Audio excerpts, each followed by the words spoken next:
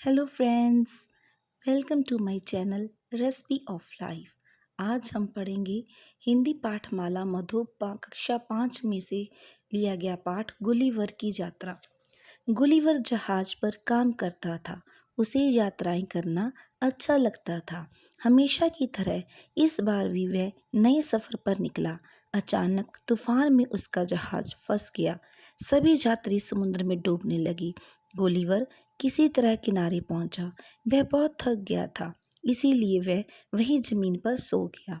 जब उसकी नींद खुली तो उसने अपने आप को पतले पतले धागों में बंधा हुआ पाया।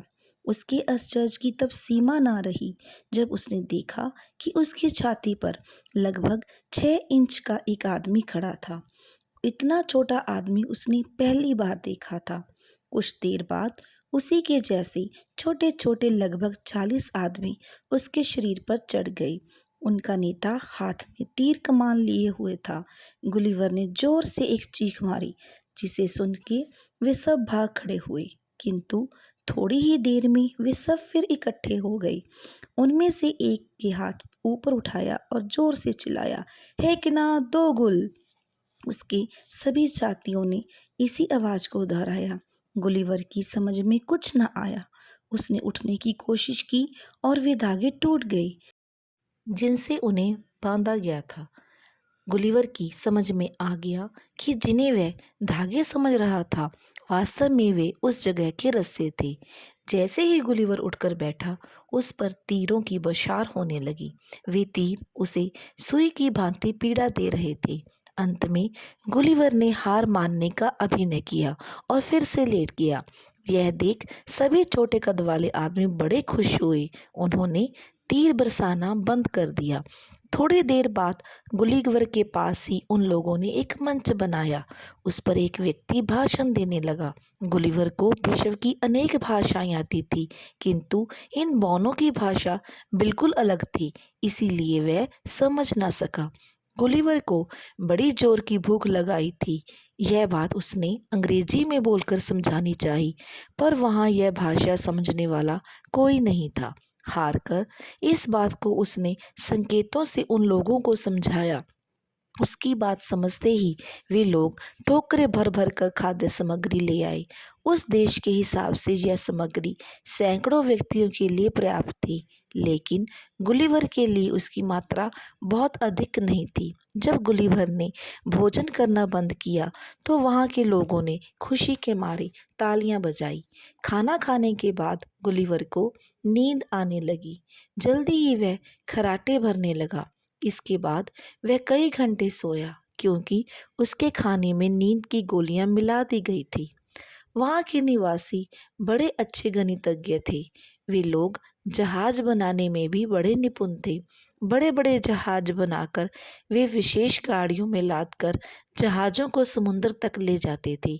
ऐसी ही एक गाड़ी में बेहोश गुलिवर को लादा गया। इस काम में 4 घंटे लगे। 500 सैनिकों ने गुलिवर की चौकसी की। उन्हें भय था कि कहीं यह भीमकाय आदमी जागने पर भागने की कोशिश ना करे, इसीलिए उसके पैरों में जंजीरें बंधवा दी गई। गाड़ी को खींचकर राजमहल तक लाया गया। वहां स्वयं राजा ने गुलिवर की अगवानी की। उन्होंने इशारों से गुलिवर से बात की। इसके बाद राजा ने गुलिवर को वहाँ की भाषा सिखाने के लिए एक पंडित नियुक्त कर दिया।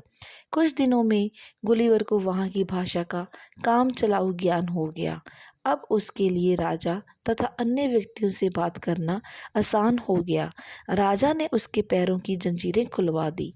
एक दिन राजा ने गुलिवर से कहा, हमारे पड़ोसी देश ब्लेफुस्कू के सम्राट बहुत शक्तिशाली जहाज बेड़ा तैयार कर लिया है। यह जल्दी ही हमारे देश लिलीपुट पर आक्रमण करेगा। गुलिवर ने कहा, आप चिंता न कीजिए, मेरे रहते कोई आपका बाल भी बांका नहीं कर सकता। इसके बाद वह तट के पास की पहाड़ी पर चला गया। अपने टेलीस्कोप से उसने देखा कि शत्रु देश के 50 से भी ज़्यादा जहाज खड़े कर रखे थे। गुलिवर ने 60 रस्से तैयार किए और इतने ही कांटे लगे मोटे तार भी बनाए। इस सामग्री को लेकर वह ब्लेफुस्को की खाड़ी की ओर चल दिया।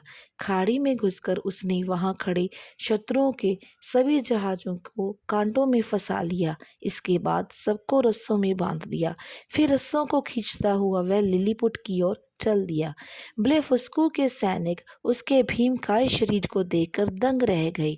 उन्होंने उसे रोकने का प्रयास किया, लेकिन वे सफल न हुए। लिलीपुट के राजा अपने नए मित्र से बहुत खुश हुए। कुछ दिनों बाद लिलीपुट ने राजा से स्वदेश जाने की अनुमति मांगी। राजा ने सहर्ष अनुमति दे दी। उसके लिए एक विशाल जहाज बनाया गया। ढेर सारी खाद्य सामग्री और जरूरत का अन्य सामान भरकर राजा ने उसे विदा किया। गुलिवर अपने देश लौटकर बहुत खुश हुआ। Thanks for watching. Please like, share and subscribe my channel.